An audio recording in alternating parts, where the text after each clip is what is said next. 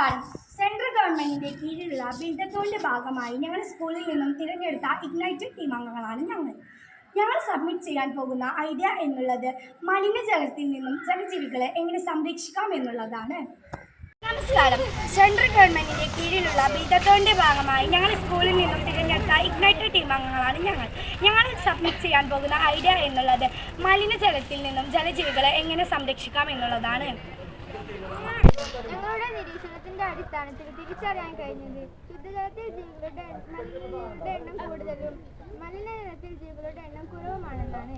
ഇതിന്റെ കാരണം മനസ്സിലാക്കാൻ വേണ്ടി ശുദ്ധജലത്തിന്റെയും മലിനജലത്തിന്റെയും സാമ്പിൾ എടുത്ത് അതിന് ചേർന്ന ഓക്സിജന്റെ അളവ് പരിശോധിച്ചു.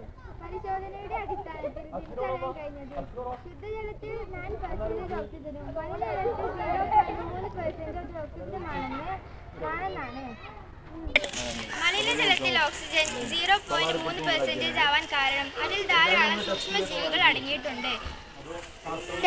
അവയുടെ എണ്ണത്തിൽ പെട്ടെന്ന് വർധനവ് സംഭവിക്കുന്നു. ഇതിനാലാണ് ഓക്സിജന്റെ അളവ് കുറയുന്നത്.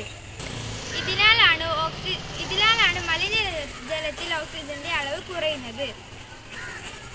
മലിനജലം ജലജീവികൾക്ക് വാസയോഗ്യമാവണമെന്നുണ്ടെങ്കിൽ അതിൽ ക്രമാതീതമായി ഓക്സിജന്റെ അളവ് കൂടേണ്ടതായിട്ടുണ്ട്.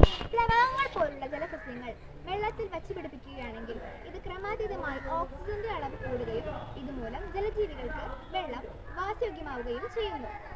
മലിനജലത്തിൽ നിന്നും ജലജീവികളെ സംരക്ഷിക്കാൻ വേണ്ടി നമുക്ക് ഒന്നിച്ച് കൈകോർക്കാം. നന്ദി, നമസ്കാരം.